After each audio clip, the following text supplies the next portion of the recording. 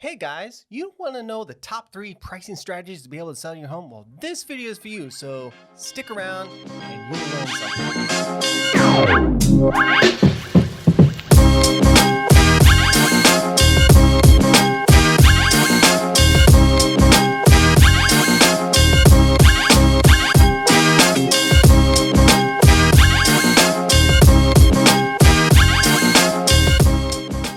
Welcome to another episode of CW Realty Presents We're Racing for Pink Slips.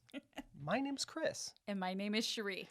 So, Cherie, I wanted to talk for a few minutes about selling homes. Yeah, it is very much of a hot market right now for selling homes, and there's lots of questions people have during this time. Right, exactly. So I wanted to get your strategies about it. I know you have a top 3 strategies of selling a home. So maybe you kind of want to walk us through all 3 of them? Yeah. So the first thing is anyone knows that if the price isn't compelling, the house will not sell. It is not selling. So that's the most important thing in selling a home is having the proper pricing strategy. Mm-hmm. And as you mentioned, I have 3 that are my top.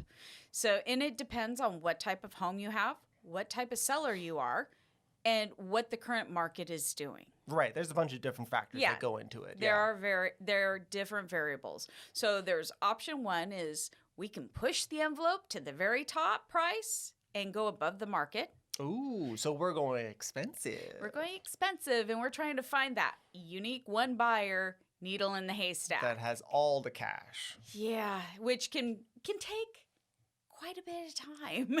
May not be out there. Yeah, might have to do some price drops or whatnot. I mean, that is a risk if we overshoot the market on that one. Right. So, okay. So that's one. That's one. And we'll get more into the pros and cons of each one of these strategies. The second one is pricing it at fair market value. You see what kind of the average is for that neighborhood, and you go right slap in the middle of it. And, usually you get some really good, solid buyers for that. It's very conservative, and, you don't have to wait as long. Right. That doesn't seem like it excites you very much. He's like, it's okay. It depends on what you want out of this, right? Right. Well, it's all about the seller. That's their choice, right? And exactly, it is. I present the options. I show them the pros and cons of each, and then we find what works best for their personality types and for the area that they are living in. Right. Right. You And know? it could be just plain right there in the middle, just right in that right in sweet that spot. zone. Exactly, because we have some people that are risk averse, and we have some that are really love risk taking, and then there's some that are they kind of want to stay in the middle lane. Right. Okay, and so we've got a choice for each one of those types, right? Right. And so okay. then the third one is we can create a buyer frenzy by pricing it just below the market. So it's like a fire sale. Everything must go. Exactly. So the first one is pricing it above fair market value. I'm going to go back to that because the pros are you might set a new value and find that perfect buyer. It could happen. It could. Yeah. But more likely than not, the cons are that the agents will reject the price and not show it, or they'll keep giving you feedback that it's overpriced. Mm-hmm. The consumer shopping online will miss it because of their preset price ranges. They might not realize that perfect house is there because they set it where they thought the market was for that type of home. So their barometer is there where that house was all the way up, so it won't pop up on their searches, and therefore they don't see it, and they may be the perfect buyer for it. Or when they find it, they'll compare it to the other homes that they're looking for in the price ranges, and they might wonder why it's priced so high. Right. They might not see the intrinsic value of that home, or it may be a value that calls to you as a seller. Well, it might not call to the buyer. Right. So. Right. And it'll then sit. Yeah. potentially. Exactly. It will set, and then you have the possibility that you will need to do price reductions in order to sell it. Right. So Or- going to the other option. Yeah, exactly. Or you'll have to do something to give it that wow factor. Right. You know, and that's just never an easy pill for the sellers to swallow when that has to happen, because the expectations kind of are let down at that point. Gotcha. Okay. So that's the high roller act. That's option. the high roller one. Exactly. So then option 2, middle of the road, price it at fair market value. And the pros are that people will have the proper expectations for it, and it will be a matter of do they like it or do they not like it. Right. You know. And then the cons are, well, there is pretty much a safe one. There's not that many cons other than the fact that you might only get 1 or 2 offers versus a plethora. Right. Yeah. So it's like fishing. You may only get 1 or 2 bites versus it's hooking each and every time. Exactly. And in this current market, if it is priced fairly, within the first 3 or 4 days, you should have at least 1 to 5 offers. Mm-hmm. If it's priced fairly in a way that people are seeing the value.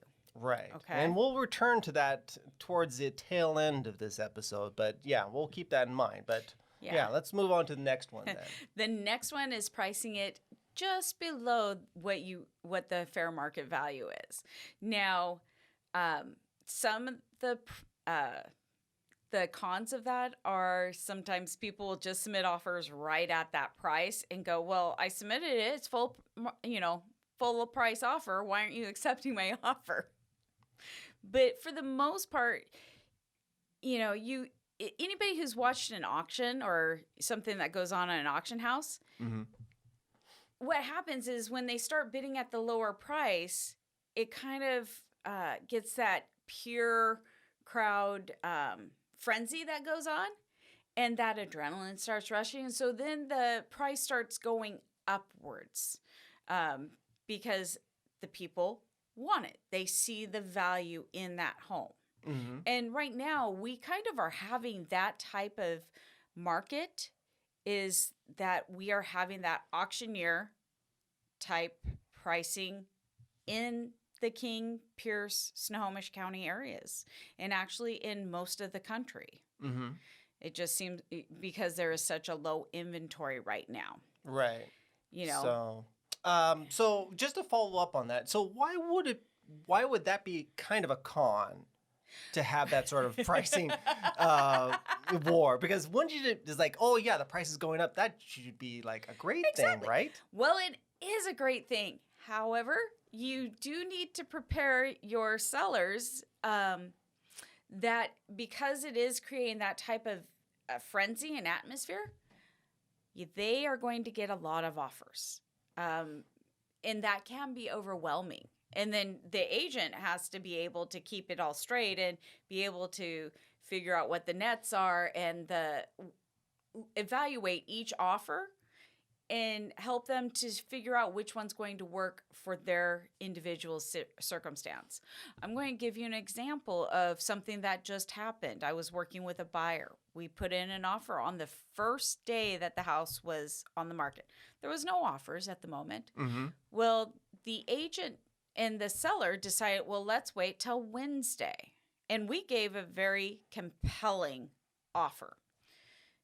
Or wait till Monday. So Monday came, they had 30 offers in hand. It had gone up, I know for a fact, at least 60 to 70,000 over. I am suspecting it went almost 100,000 over asking price. Wow. And many are waiving contingencies like appraisals and inspections and various things like that.